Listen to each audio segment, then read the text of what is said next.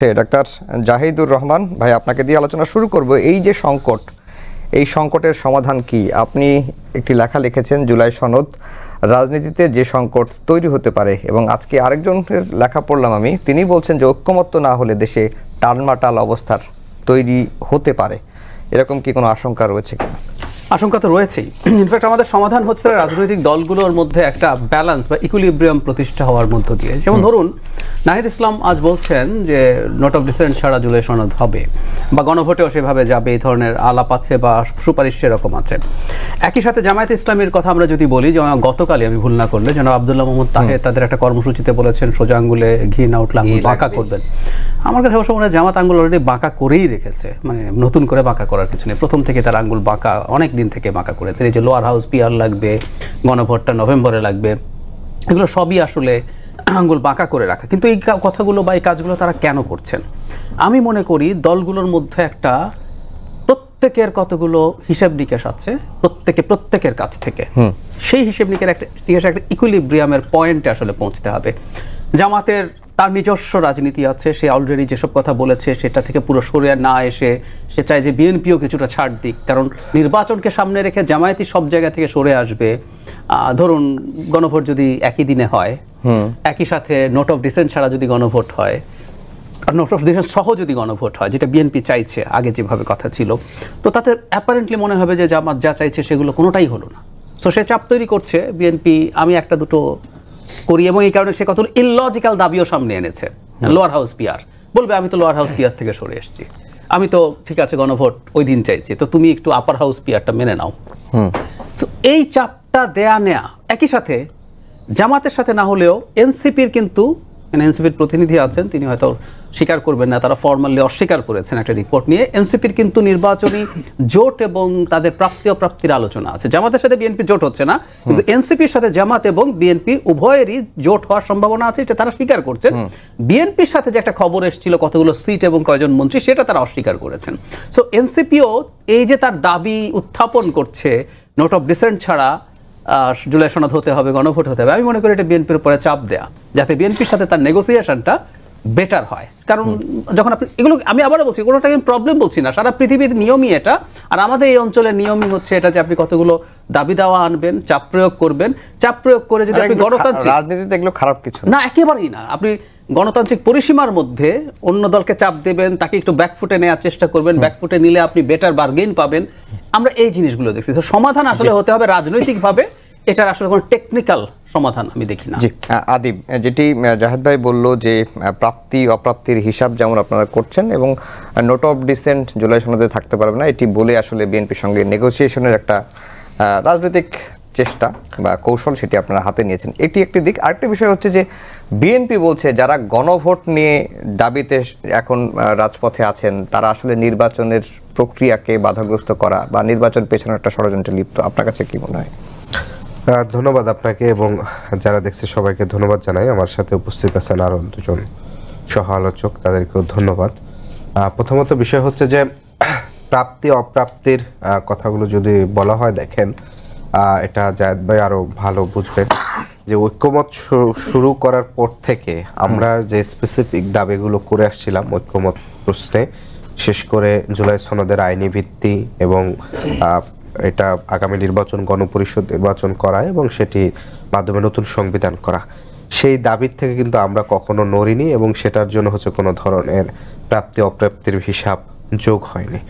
দ্বিতীয়ত বিষয় যেটি হচ্ছে যে এখন যে আলাপগুলো আসছে, এটা হচ্ছে যে আমাদের যে বিদ্যমান, আমরা একটা অভিযোগ অনেক আগেই করে আসছি, সেটা হচ্ছে যে জুলাই সনদকে আমরা বলছি মৌলিক সংস্কার ভিত্তিতে হতে হবে, এবং এই মৌলিক সংস্কারের ক্ষেত্রে আমরা দেখেছি বিশেষ করে বিএনপি এবং জামাতের, যেই দলের যতটুকু হলে তার কর্তৃত্ব কমে যাবে নেক্সট ইলেকশনকে কেন্দ্র করে, তারা ওই পর্যন্ত গিয়ে নোট অফ ডিসেন্ট বিশেষ করে দিয়ে থাকেন আর কি।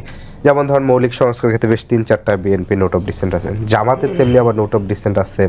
যেমন একটা দাবি ছিল না যে ধরেন বিরোধী দলের প্রধান নেতা একই সাথে দলীয় প্রধান থাকতে পারবেন, এরকম একটা প্রস্তাবনা ছিল। এটা আবার জামাতের নোট অফ ডিসেন্ট। জামাত চিন্তা করছে তারা বিরোধী দল হলে তারা আমি যদি দলের প্রধান থাকতে না পারে, নারী আসন নিয়ে জামাত তার মতন করে একটা নোট অফ ডিসেন্ট দিয়েছে। এনসিপিরও একটা আছে। হ্যাঁ, না, নারী আসনে এনসিপির নোট অফ ডিসেন্ট পজিটিভ, মানে এটা নেগেটিভ না, মানে নোট অফ ডিসেন্ট মানে তো সব সময় নেগেটিভের হয়। এনসিপিটা ছিল পজিটিভ, যে এনসিপি বলছে ন্যূনতম 15 থেকে 20% যেন যারা মনোনয়ন দেয় দলগুলো তার যেন মনোনয়ন তালিকায় থাকে, এটা ছিল এনসিপির প্রস্তাবনা আর কি। তো এই যে ধরেন দলগুলোর দাবি অনুযায়ী তারা নোট অফ ডিসেন্টগুলো ঠিক করছেন, এবং মজার বিষয় হচ্ছে যে এই ঐক্যমত কমিশনে এনসিপির পাশাপাশি সবচেয়ে বেশি রাজনৈতিক দল আকারে গণতন্ত্র মঞ্চ, গণ অধিকার এবং এবি পার্টির কাছাকাছি ছিল সংস্কার প্রস্তাবনাগুলো। কিন্তু আমরা অনলাইনে এবং হচ্ছে পুরো পারসেপশনটা কি, পারসেপশনটা হয়েছে বিএনপির যারা ন্যারেটিভ আছে কিংবা অনলাইন অ্যাক্টিভেশন তারা করতেছেন যে এনসিপি জামাত দাবি করতেছে, এটা জামাতে যারা আছেন তারা কখনো বলতেছে এনসিপি বিএনপি, ঠিক আছে, তাদের এইরকম তারা দাবি করতেছে একটা সমঝোতার ইলেকশন করতেছে, আসন ভাগাভাগি করতেছে। এটার দ্বারা মূল বিষয়টা হয়েছে যে দেখেন আপনি অভ্যুত্থান পরবর্তীতে একটা বড় রেডিক্যাল জিনিস পরিবর্তন করছে, এখানকার তরুণরা রাজনীতিতে গুরুত্বপূর্ণ হয়ে উঠছেন এবং তারা এই চিন্তাটা তারা কোনো ধরনের বনিতা ছাড়া করতে পারেন। আপনি দুই একজনের হয়তো সমালোচনা করতে পারেন, কিন্তু ওভারঅল যে তারুণ্য এই গত 1-1.5 বছর যে রাজনীতিটা করছে কোনো ধরনের খুব বড় ধরনের চাওয়া পাওয়া ছাড়া তারা পুরনো রাজনীতিবিদরা যেটা তাদের অভিজ্ঞতা হিসাবে জাহির করতে চান যে আমি 80 দাবি করব, আমার 40 পূরণ হওয়ার পর আমি বলবো যে রাজনীতি যে আর্ট অফ নেগোসিয়েশন বলে আমি হচ্ছে একটা রাজনীতি অভিজ্ঞতা করব। আপনি তারুণরা কিন্তু এই ধরনের আমাদের এই অবস্থান ছিল না। এটা আপনি হাদি ভাইদের ইনকিলাব মঞ্চে বলেন, তারা যে দাবিগুলো করছে একেবারে স্পেসিফিক, মানে এখানে কোনো সার নাই, কিংবা আরও যারা জুলাই নিয়ে কাজ করছে এইরকম দাবি। বিষয়টা হচ্ছে যে জুলাই সনদে যখন এনসিপি স্বাক্ষর না করে বলছে যে 3টি দাবির হইলে আমি স্বাক্ষর করব এবং একটা নৈতিক অবস্থান নিয়েছে, এবং সেখানে আপনি দেখবেন যে দলগুলোর বাহিরে জুলাই রিলেটেড অন্য অন্য সংগঠনগুলো এবং তরুণরা কিন্তু এক প্ল্যাটফর্মে আছে, এবং বিএনপিরও তরুণরা, জামাত ইসলামের অনেক তরুণ নেতারা এই পক্ষে মতামত উৎপাদন করছে। ঠিক তার 2-3 দিন পরে আমরা দেখলাম জাতীয় বেশ কয়েকটি পত্রিকা এবং মিডিয়াতে যে বিএনপির সাথে 20 সিটের সমঝোতা করছে এনসিপি। তাহলে এই আলাপটা দেওয়ার মানিটা হচ্ছে যে এনসিপির যে মোরাল যে অবস্থানটা, তরুণদের যে মোরাল অবস্থানটা, আমাদের পুরনো এস্টাবলিশমেন্ট, পুরনো বুড়ো রাজনীতিবিদরা এই তরুণদের মোরালিটিকে প্রশ্নবিদ্ধ করে জাতির সামনে এভাবে পোর্ট্রে করতে চাচ্ছে যে এরা আসলে সিট নেগোসিয়েশনের জন্য হচ্ছে এখানে স্বাক্ষর করে না, এরা হচ্ছে ওই দাবির জন্য হচ্ছে স্বাক্ষর করে না, কিংবা হচ্ছে ওই সংসদে যারা গেছে ধরেন হচ্ছে আন্দোলন করতে, সেখানে সরকারের অব্যবস্থাপনা ছিল, সেটাকে হচ্ছে ধরেন যারা হচ্ছে সনদে স্বাক্ষর করে না কিংবা নানা দাবি করছে তাদের দিকে হচ্ছে এই মানে গুলিটা তাদের দিকে হচ্ছে ঘুরিয়ে দেওয়া হচ্ছে। ফলশ্রুতিতে এই যে আলাপগুলো যে সিট নেগোসিয়েশনের আলাপগুলো, আমি এখন ধরেন পত্রিকাগুলো খুব স্পেসিফিক নাম বলবো না, যেহেতু আগে আমি গণমাধ্যমে কাজ করছিলাম, তা ফলশ্রুতিতে অনেক সময় অনেক গণমাধ্যমের বন্ধুরা হচ্ছে এটা নিয়ে হচ্ছে আমার উপর খুব বিরাগ বজন হবেন। তো এই ধরনের নিউজগুলো হচ্ছে এস্টাবলিশমেন্ট। এবং আপনি দেখেন প্রথম আলো নিউজের হেডলাইনটা দেখেন, হেডলাইনটা সে করেছে যে আসন সমঝোতা। তাহলে আমরা গত 20 বছরে কি দেখেছি, 4টা নির্বাচন শেখ হাসিনা সমঝোতার ভিত্তিতে করেছে, বিনা ভোটে করেছে, রাতের আধারে করে সমঝোতার, মানে তার বিরোধী দল কে হবে, সরকারি দল কে হবে, সব সে সেট আপে করছে। তাহলে এই ইলেকশন যদি এই রকম সমঝোতার একটা আলাপ যদি জাতির ভিতরে এস্টাবলিশ করা যায়, তাহলে এই জাতি 2 দিন পর প্রশ্ন তুলবে তাহলে হাসিনা কি ভুল করছে? হাসিনা সমঝোতার ইলেকশন করছে, তোমরাও সমঝোতার ইলেকশন করছো। আগে হচ্ছে ওই সংসদের আসন ঠিক হয়তো গণভবন থেকে, এখন হয় লন্ডন থেকে, মানে অর্থাৎ পুরো আগামীর ইলেকশন জনগণের ভোট দিয়ে যে নির্বাচিত হবে সেই আলাপটাকে সরিয়ে দিয়ে মানুষের উপর, কারণ বাংলাদেশের তো ধরেন একটা পার্সেন্টেজ ভোটার তারা চিন্তা করে যে আমার ভোটটা পচাবো না, আমার একটা আশ্রয় লাগবে, কারণ তার উপরে ওই আসনে যে এমপি হন সে তার উপরে কর্তৃত্ব দখলদারি নিয়ে নেয়। সেই জায়গার থেকে এই যে একটা ন্যারেটিভ যাওয়াটা যে আসন সমঝোতা হবে লন্ডন থেকে, এই জিনিসটা হচ্ছে ওভারঅল বাংলাদেশের গণতন্ত্রের জন্য আগামী নির্বাচনে, যেমন কি বিএনপির জন্য এটা খুবই ভয়ঙ্কর রকম হচ্ছে, এটা বিএনপির রাজনীতির জন্য নেগেটিভ। শরীফ ওসমান হাদি, যেই বিষয়টা হচ্ছে যে আলোচনা 8 মাস করেও সমাধানে আসা যায় নাই, সেই আলোচনা কেন কিভাবে 8 দিনে সেই সংকটটা সমাধান হবে, বিশেষ করে জুলাই সনদ ইস্যুতে, এবং এই প্রসঙ্গটা আসছে ঐক্যমত্য কমিশন বা সরকারের তরফ থেকে রাজনৈতিক দলগুলোকে একটা 1 সপ্তাহের আলটিমেটাম দিয়েছেন যে এই সময়ের মধ্যে যেন রাজনৈতিক দলগুলো বসে সমাধান করে ফেলে জুলাই সনদ কিভাবে বাস্তবায়ন হবে এবং গণভোট আদৌ কবে হবে কি হবে না। এর পেছনে কি আপনি সরকারের কোনো দায় দেখছেন কিনা এই সংকটটা, যে সংকট তৈরি হয়েছে? প্রথমত হলো ধরেন যদি জাতীয় ঐক্যমত্য কমিশন এটা না করতো তাহলে আর কি করা যেত? যদি এই স্পেসটা তৈরি না করা যেত তাহলে বলা হতো, যেমন সরকার যখন আরপিও সংশোধন করছে যখন বড় দলগুলোর বিপক্ষে গেল, যে ছোট দলগুলো যদি জোট করে তার নিজের প্রতীকে করতে হবে, এটা ভবিষ্যৎ বাংলাদেশের জন্য দারুণ সিদ্ধান্ত। কিন্তু বড় দলগুলো এটা কিন্তু ভীষণভাবে রিঅ্যাক্ট করলো, কারণ এটা তার জন্য ক্ষতি। সে বড় মাছ হিসেবে ছোট মাছগুলোকে খেয়ে ফেলতে চায়, অনেকগুলো দল পালতে চায়, কিন্তু দিন শেষে তার প্রতীকেই সবাই নির্বাচন করবে। সে যে মার্কা ব্র্যান্ড করেছে, ব্র্যান্ডিংটা করেছে, ওটা যদি নষ্ট হয়ে যায় তাহলে মানুষ শুধু মার্কাকে নিয়ে কোটি কোটি টাকা দিয়ে এমপি প্রার্থীরা ওটা পরবর্তী ক্ষতিগ্রস্ত হবে। তখন সবাই কি বললো যে এইটা পলিটিক্যাল পার্টির সাথে কোনো ধরনের কোনো আলাপ আলোচনা ছাড়া করা হলো, ফাইন। এখন দেখেন, জাতীয় ঐক্যমত্য কমিশন বলি বা সরকার বলি, প্রথমত আসলে আমি যতদূর শুনেছি এটা আসিফ নজরুল সাহেবকেও প্রেস কনফারেন্সে জিজ্ঞেস করা হয়েছে, আলটিমেটাম বলেছেন না, এটা কোনো আলটিমেটাম না, এটা আমরা 7 দিন সরকার মানে সকল দলগুলোকে বসার জন্য ন্যূনতম সুযোগ এইটা দিচ্ছে, এবং এটাও বলেছে যে এই উদ্যোগটা সরকার গ্রহণ করবে না, কারণ সরকার গ্রহণ করতে 8 মাস বসেছেই। এবার যেহেতু পলিটিক্যাল পার্টিগুলো অবশ্যই গুরুত্বপূর্ণ স্টেক হোল্ডার, তাদের নিজেদের দায় আছে, বুঝও আছে, সুতরাং তারা নিজেদের মধ্যে, এবং আমি এটা দৃঢ়ভাবে বিশ্বাস করি, উপরে যে বলুক বিএনপি, জামাত, অন্যান্য পার্টিগুলোর আলোচনা হচ্ছে না, সময় ফুরিয়ে যাচ্ছে, কিন্তু এটা মানে কেউ বিশ্বাস করাতে পারবে না যে আলোচনার টেবিলে তারা একত্র হচ্ছে না, কারণ তারা সবাই জানে বিএনপি বলি, জামাত ইসলামী বলি, এনসিপি বলি, এটা যদি কালেকটিভলি ফেল করে তাহলে সবাই কালেকটিভলি মারা পড়বে। সুতরাং এই বুঝটা তাদের আছে, এই বুঝটা থাকা ভালো। এখন আমার ব্যাপার ধরেন, যেটা আমরা এখানে বিএনপির তরফে এই আর্গুমেন্টটা এসছে যে এই যে জুলাই সনদের ডিসেন্টিং নোটগুলো তুলে দিয়ে যেভাবে দেয়া হয়েছে, প্রথমত হলো এটা কি অথরিটি রাখে ঐক্যমত্য কমিশন অথবা এই সরকার? যদিও সরকার এখনো তার অবস্থান বলে নাই, এটা ঐক্যমত্য কমিশন বলেছে, সরকার হয়তো সব আলোচনার পরে একটা করবে। আমি শুধু আপনাকে একটা কথা বলি, দেখেন, প্রথমত দুনিয়ায় নজির নাই 84টা ব্যাপারকে একসাথে এনে আপনি একটা গণভোট দিচ্ছেন। দেখেন, আপনি যখন বলছেন হ্যাঁ অথবা না, মানে আমি জুলাই সনদ মানি অথবা মানি না, এখানে ডিসেন্টিং নোটগুলোর ব্যাপার এমন হয়েছে যে আপনি ধরেন বিএনপির তো এখানে খুব অনেস্ট একটা পলিটিক্স আছে। কিরকম? বিএনপি বলেছে আপার হাউসে যে পিয়ার, এটার ব্যাপারে সে নোট অফ ডিসেন্ট দিয়েছে, দ্যাট মিনস সে পারবে না, মোটামুটি এটা বলে রেখেছে, পারবো কি পারবো না আমি নিশ্চিত না। এখন যখন এটা জিতবে এবং বিএনপি ধরেন সরকার গঠন করলো মানুষের ভোটে, তো বিএনপি তো বলবেই ভাই আমি তো আপার হাউসে বলেই রেখেছিলাম যে আমি পিয়ার করতে পারবো না, তো এখন আমাকে চাপ দিচ্ছ কেন? আমি যদি বলি এই জুলাই সনদের যতগুলো গুরুত্বপূর্ণ, এর মধ্যে 3টার মধ্যে একটা হলো আপার হাউসে পিয়ার, নইলে জনগণের পয়সায় সংরক্ষিত মহিলা আসনের মতো আরো 100 এমপি পালবার মতো কোনো টাকা বাংলাদেশের নাই এবং দরকারও নাই। এখন আপনি ব্যাপার হলো তাহলে আপনি একটা কি গণভোট দিচ্ছেন? মানে কেউ এসে করবে, কেউ এসে করবে না, তাহলে ব্যাপার হলো পলিটিক্যাল পার্টিগুলো বসে তাদের ডিসেন্টিং নোটগুলো কমানো লাগবে। যদি না কমায় তো অনেকে খুব একটা মধুর বলে ডেমোক্রেসির সৌন্দর্য কি? ডেমোক্রেসির সৌন্দর্য হলো দ্বিমত। এখন ধরেন আমি আপনাকে এখানে 3টা মত দিলাম, আপনি আর বললেন কি এই শোটা হবে আর এই শোটা হবে না, এটার পক্ষে ভোট, মানে আপনি শোটা চালাবেন, প্রশ্নই এরকম সেট করলেন শো হবে না হবে না, তাহলে ভাই মানুষ দেখবে কেমনে? তো এখন যেটা দরকার, আপনি যদি ওটা করতে চান তাহলে 84টা সংস্কারের জন্য 84টা ব্যালট লাগবে। উচ্চকক্ষে পিয়ার জনগণ চায় কি চায় না একটা, এইরকম প্রত্যেকটার ব্যাপারে তখন বিএনপি বা অন্যান্যরা বুঝতে পারবে ওকে উচ্চকক্ষে পিয়ার জনগণ অনুমোদন করেছে, যেই দলই ক্ষমতা আসুক তাকে উচ্চকক্ষে পিয়ার দিতে হবে। কিন্তু 84টা ব্যালট গণভোট নেওয়া এটা তো কোনোভাবে প্র্যাকটিক্যাল না, ফিজিবল না। তাহলে এখন আপনার করতে হবে, আপনি যদি রিয়েলি গণভোটে যান তাহলে যে দল যা যা বলেছে এইটার নোট সহ আপনি একটা গণভোট দিবেন। এইটা গণভোট না করা ভালো, টাকা খরচ করে। এইটা নভেম্বরেও করার দরকার নাই, নির্বাচনের দিনে নাম প্রস্তুত করার দরকার নাই। আপনি যদি পারেন ডিসেন্টিং গুরুত্বপূর্ণ নোটগুলো এটা আপনাকে তুলতে হবে, নইলে গণভোটের কোনো প্রয়োজন নাই টাকা খরচ করে। আর জাহিদ ভাই একটা ব্যাপারে আমি একটু জাস্ট বলা, ভাইয়া বললেন না যে যেমন জামাত যেটা ইলজিক্যাল লোয়ার হাউসে পিয়ার বলেছে, আবার একই ক্ষেত্রে আপার হাউসের পিয়ারেরও তো কথা চলছে। লজিক্যাল ইলজিক্যালের প্রশ্নটা আমরা আসলে কোন ফ্রেমে দেখি, কোন লেন্সে দেখি। এখন ধরেন আমি যে লেন্সে দেখছি যে এটা প্র্যাকটিক্যাল না, বাট পৃথিবীর বহু দেশ তো আছে, হ্যাঁ আমি লোয়ার হাউসের পক্ষে না, লোয়ার হাউসে পিয়ারের পক্ষে, এর মানে আমি পক্ষ না হওয়াই মানে যে এটা ইলজিক্যাল, এটাও তো কোনো কথা না। হ্যাঁ যদি এটা হয় যে জামাত বা অন্যান্য দল লোয়ার হাউসে পিয়ারের প্রেসার তৈরি করে বিএনপিকে আপার হাউসে পিয়ারে রাজি করানো যায়, তাতে দেশের উপকার হবে না ক্ষতি হবে?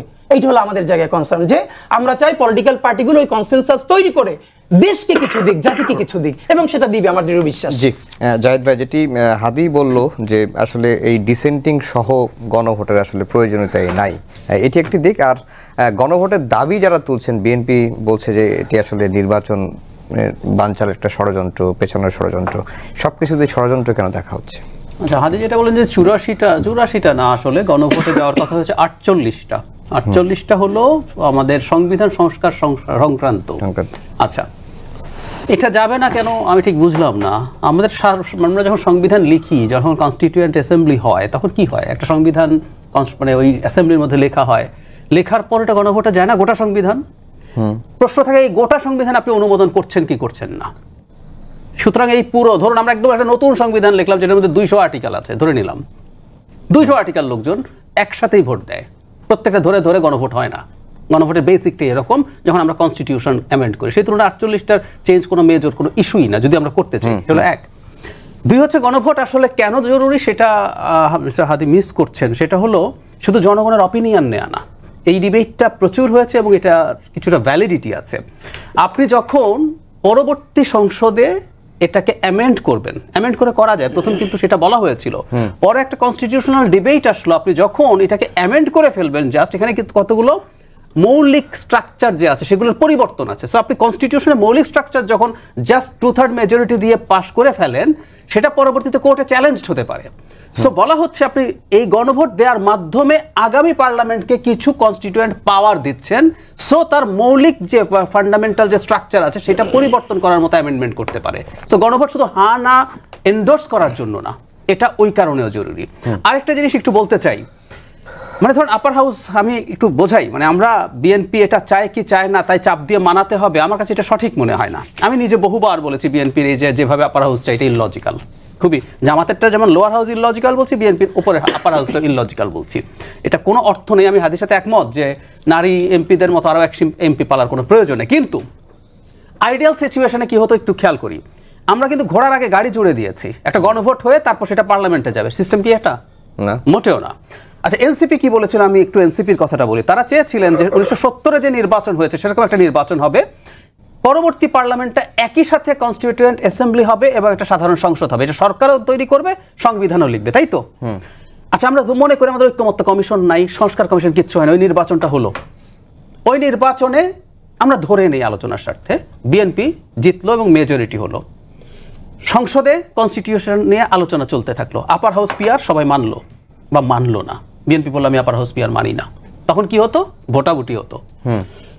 এভাবে প্রত্যেকটা ইস্যুতে ভোটাভুটি হতো। তো আমরা আপার হাউস সংসদে পাশ হতো, কিন্তু বিএনপি যেটা চাইতো সেটা আসলে আসতো, কারণ ও মেজরিটি। এরপর এই সংবিধানটা যেত গণভোটে, মানে জনগণের সামনে পিআর যেতই না। আমাদের এই জায়গাটা বুঝতে হবে, গণতন্ত্র মানে আসলে দিনের শেষে আপনি কিভাবে জিততে পারছেন সেটা। জনগণ এই যে এখন বলছেন নোট অফ ডিসেন্ট ছাড়া ভোট দিতে হবে, এটা গায়ের জোরের কথা, এটা প্রসেস না, এটা প্রসেস। আমি আবারও বলছি, প্রসেস হচ্ছে আগে সংবিধানে একটা সংসদে একটা মানে একটা সংবিধান পাস হবে, সেটা তারপর গণভোটে যাবে। তাহলে বিএনপি যেটা যেটা মানে না, একটাও সংসদে তো পাস হতো না, কারণ তার তো মেজরিটির ভোট আছে। তারপর যে সংবিধান হতো, এই সংবিধান গোটাটা জনগণের কাছে রেফারেন্ডামে যেত যে তুমি এই সংবিধান গ্রহণ করছো নাকি করছো না, জনগণ হা না ভোট দিত। সো ব্যাপারটা ওই জায়গায়। আমি আদিবের একটা জিনিস একটু অ্যাড্রেস করতে চাই, সেটা হচ্ছে আমি যে গতকালই নাসিরউদ্দিন পাটোয়ারি বলছেন যে দুই দলের সাথেই বিএনপি জামাত দুই দলের সাথে জোট হতে পারে যদি দুটো শর্ত হয়, সংস্কার এবং বিচার যদি তারা করতে চায়। সুতরাং জোট, হ্যাঁ হ্যাঁ আসছি তো যদি হয় তার মানে জোটের সম্ভাবনা আসলে আছে। হয়তো ওই ডিল যেটা বলা হয়েছে ডিল ওইটা হয়নি, কিন্তু ওনারা যখন জোটের কথা বলছেন বার্গেইন করছেন, এগুলো চলে, এতে প্রবলেম নাই। আর আমি একটা কথা আদিবের সাথে যোগ করি, সংস্কার কিন্তু ওনারা প্রথম থেকে বলছে, এতে কোনো ভুল নাই, এবং এটাই সবচেয়ে স্ট্রংলি সংস্কার নিয়ে প্রথম থেকে সবচেয়ে স্ট্রংলি তারাই কথা বলেছেন। কিন্তু একটা জিনিস ফ্যাক্ট, রাজনৈতিক দলগুলো তার চাওয়াটা, তার ভেতরের চাওয়াটাকে ইস্যুতে পরিণত করে, এটা ইম্পর্টেন্ট। জি, কখনো কখনো সে যেটা চায় না সেটাকেও ইস্যু বানায়, আর চাওয়াটাকে ইস্যুতে পরিণত করতে হয়, এবং সেটা দিয়ে সে পলিটিক্যাল বার্গেইনও করে।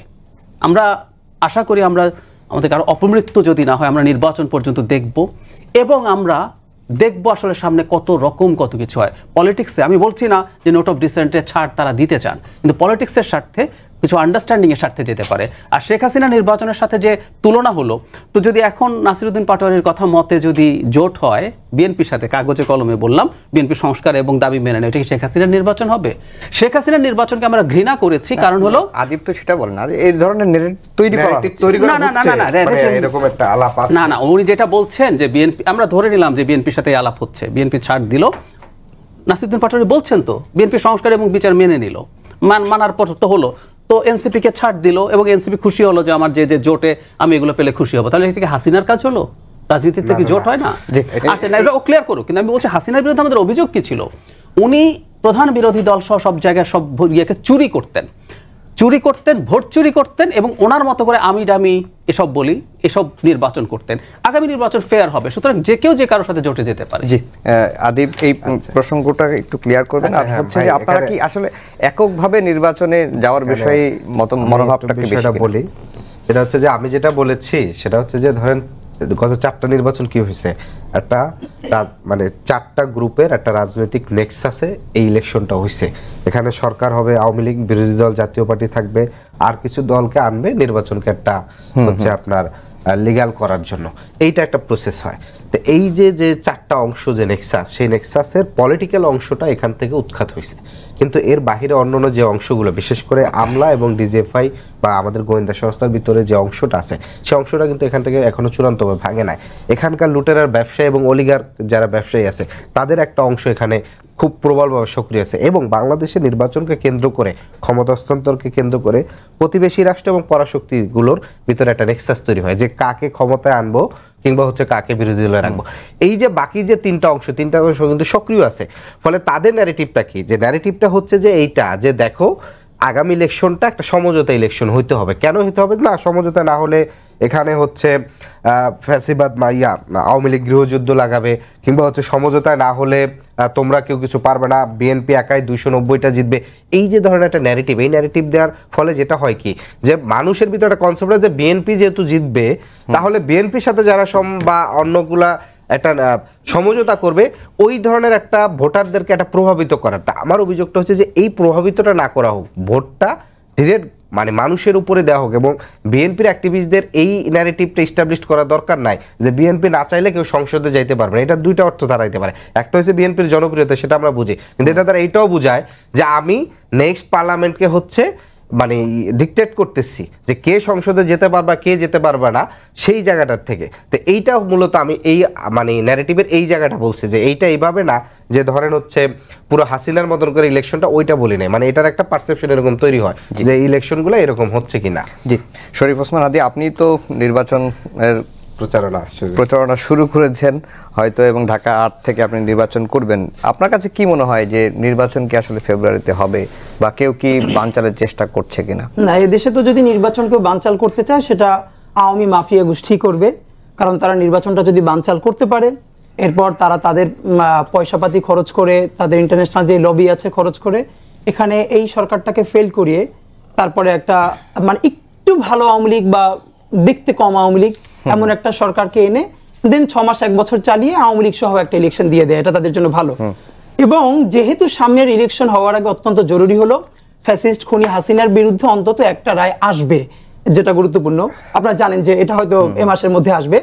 সুতরাং তারা যদি এই রায় সবকিছুকে চিন্তা করে সামনে নিয়ে নির্বাচনটা বানচাল করতে পারে, তাহলে এখানে 2টো সুবিধা। একটা হলো দিল্লির সুবিধা, কারণ হলো দিল্লি আওয়ামী লীগের উপরে এত বেশি বিনিয়োগ করে ফেলেছে, এত বিনিয়োগ সে কোনো পার্টির উপরেই করতে পারবে না, বরং বাংলাদেশের অন্য কোনো পার্টি সেদে গিয়েও যদি যেচে গিয়েও বলে আমাদেরকে বিনিয়োগ করেন, তাহলে তার পলিটিক্স থাকবে না বাংলাদেশে। কারণ এখানে ঐতিহাসিক গণ অভ্যুত্থানের মধ্য দিয়ে হাসিনার পতনটা খুব ছোট জিনিস, এখানে দিল্লির মসনদের পতন ঘটেছে। সুতরাং ইভেন যদি ধরেন জামাত ইসলামী, সে তো ইন্ডিয়া দিয়ে প্রচুর নির্যাতিত, তাই না? আজকে যদি জামাত ইসলামীও তাদের সাথে কোথাও একটু গুড ফেইথে বসতে চায়, দেখবেন জামাত ইসলামীর পলিটিক্স নাই। তো এইখানকার তরুণরা এটা বুঝেছে, পলিটিক্যাল জেনারেশনটাই সব থেকে পলিটিক্যালি কনসাস হয়ে উঠেছে। তো এখন যারা তারা নির্বাচনটা বানচাল করবার চেষ্টা করবে। এখন আমাদের যেটা জরুরি যে নির্বাচনটা অবশ্যই আমাদের লাগবে, সময় মতোই লাগবে, কিন্তু যেন তেন নির্বাচন যদি হয়।